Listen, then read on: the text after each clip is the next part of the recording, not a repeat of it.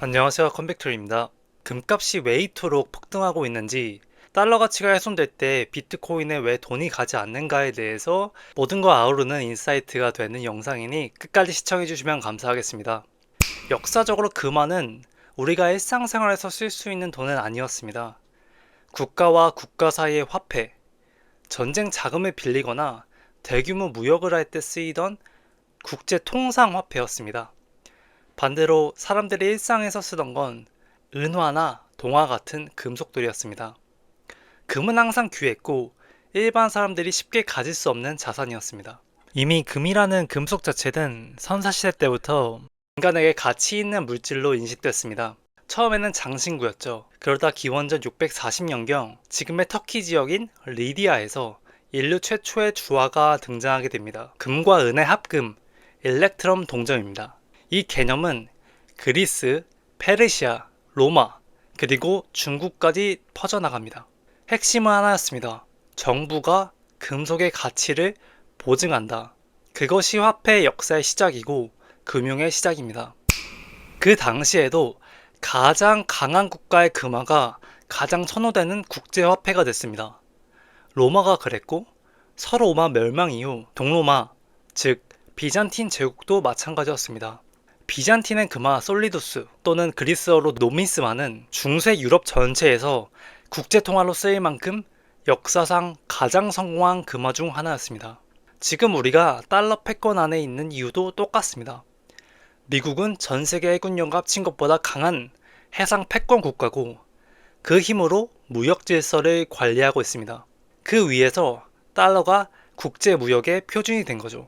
달러 가치가 하루아침에 사라지려면 미국이라는 국가 자체가 무너져야 합니다. 역사는 반복됩니다. 제국이 확장되고 전쟁과 행정비용이 늘어나자 재정은 점점 악화됩니다.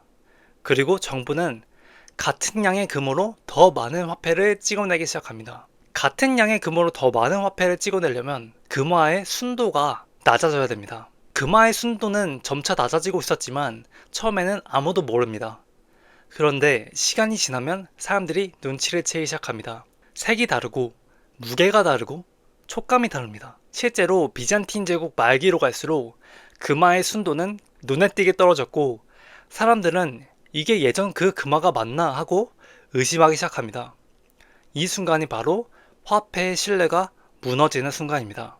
결국 시대를 막론하고 화폐의 본질은 하나입니다. 신뢰. 그리고 그 신뢰는 언제나 국가의 힘과 재정의 건강성 위에서 세워져 왔습니다.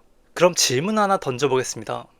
달러는 과거의 금화와 다른 점이 있는가? 금화는요, 가치가 훼손되면 사람들이 바로 눈치를 챘습니다. 색이 다르고 무게가 다르고 손에 쥐는 느낌이 달랐거든요. 바로 의심이 시작됩니다. 그런데 지폐는 다르죠. 항상 같은 모양, 같은 색, 같은 촉감입니다. 통화량이 늘어도 눈으로는 아무 변화가 보이지 않습니다. 그래서 지폐는 가치가 훼손되는 과정이 훨씬 느리게 체감됩니다. 금화보다 깨닫는데 시간이 오래 걸리는 거죠. 이 지점에서 우리는 질문을 던져야 됩니다. 달러의 신뢰에 금이 가고 있는 건 아닐까? 지난 50년간 믿고 싸우던 이 달러가 5년 뒤에도 믿음직한 통화일까? 달러가 금태환에서 벗어난 지는 50여 년에 불과합니다. 1971년 닉슨 쇼크 이후 달러는 더 이상 외국 중앙은행조차도 금으로 교환할 수 없는 통화가 되었습니다. 물론 인류가 과거에 금에 고정되지 않는 화폐 체제를 경험한 적은 있었습니다.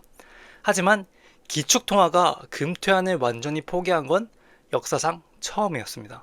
그 순간 이후 달러는 금 보유량이라는 물리적 제약에서 벗어나서 정책과 재정에 따라 통화량을 조절할 수 있는 신용통화 체제로 들어오게 됩니다. 역사적으로 통화 패권이 흔들리는 순간은 언제나 비슷했습니다. 전쟁, 재정 악화, 그리고 막대한 자금이 필요한 시점이죠. 현재 상황은 어떻습니까? 트럼프 2기 정부가 출범하고 나서 연준에 대한 금리 인하 압박이 이어지면서 중앙은행의 독립성이 훼손된 것이 아니냐는 우려가 계속 제기됐습니다. 거기에 더해 그린란드 사태를 더불어 동맹국 지위 개념이 모호해졌습니다. 다른 나라 대통령을 야밤에 체포하기도 하죠. 지정학적 갈등에 사람들이 점점 불안을 느끼기 시작하는 겁니다. 여기에 더해 대규모 감세 정책, 그리고 막대한 국방비 지출 계획 같은 정책 신호들이 나오자 시장은 자연스럽게 달러의 장기 신용을 다시 보기 시작한 겁니다. 그 말하면 눈으로 보고 판단하면 됐겠죠. 하지만 달러는 그렇지 않습니다. 그래서 사람들은 정책을 보고, 재정을 보고, 중앙은행의 태도를 봅니다. 하지만 이 세 가지 모두 어떻습니까? 신뢰를 잃어가고 있습니다. 이러한 흐름 속에서 금 가격은 정책 불확실성이 커지던 시기와 맞물려 강한 움직임을 보이기 시작했습니다. 이건 근본이제로 돌아가자는 의미가 아니라 통화에 대한 신뢰를 다시 점검하기 시작했다는 신호에 더 가깝습니다. 물론 신용통화 체제가 나쁘기만 한 건 아닙니다. 경제가 성장할 때 그에 맞춰 통화 유동성을 공급할 수 있다는 점에서 훨씬 유용한 시스템이죠. 문제는 그 속도와 규모입니다. 경제 성장보다 통화량이 더 빠르게 늘어난다고 느껴질 때 사람들은 인플레이션을 걱정하기 시작하고, 그때마다 금 같은 실물 자산이 다시 주목을 받게 되는 겁니다. 요즘 많이들 묻습니다. 왜 비트코인은 힘을 못 쓰고 있나? 저는 이걸 가격이나 차트로 보기보다는 사람들의 인식 변화로 보고 있습니다. 미국이 동맹과 적대국의 경계를 흐리고 군사력과 제재를 하나의 정책 수단처럼 사용하기 시작할수록 사람들의 관심은 점점 더 단순해집니다. 내가 살 것, 내가 먹을 것, 내가 입을 것, 에너지, 오일, 천연가스, 손에 잡히는 것들에 관심이 가게 됩니다.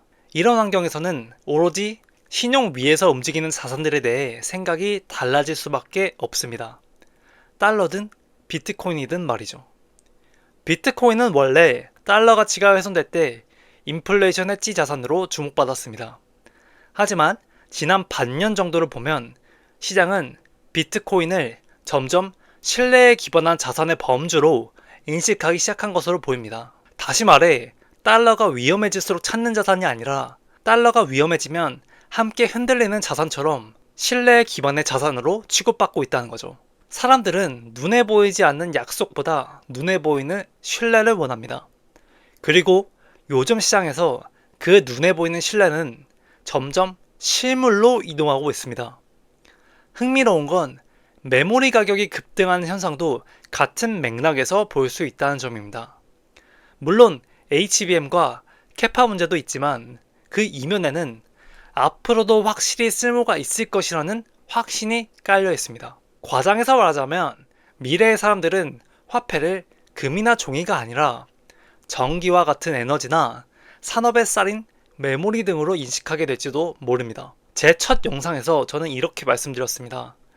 달러 스테이블 코인과 금 스테이블 코인의 2파전 경쟁 구도 속에서 비트코인과 이더리움은 서사의 중심에서 밀려날 가능성이 크다. 그리고 지금은 그 가능성을 진지하게 다시 생각해봐야 할 시점이라고 생각합니다. 이제는 신뢰만을 기반으로 한 자산이 아니라 실질적인 수요를 만들고 손에 잡히는 가치를 지닌 자산이 통화적 역할을 하게 되는 시대를 고민해야 할 때입니다. 시장은 언제나 정직합니다. 위기의 순간마다 사람들이 무엇을 붙잡는지 보면 답이 나옵니다. 이제는 생각을 정말 달리해야 할 때입니다. 신뢰를 기반으로 한 자산이 아닌 실질적인 수요를 낳고 손에 잡히는 자산이 통화가 된다는 생각 말입니다. 영상이 마음에 드셨다면 좋아요와 구독, 알림 설정 부탁드리겠습니다. 컴백툴이었습니다.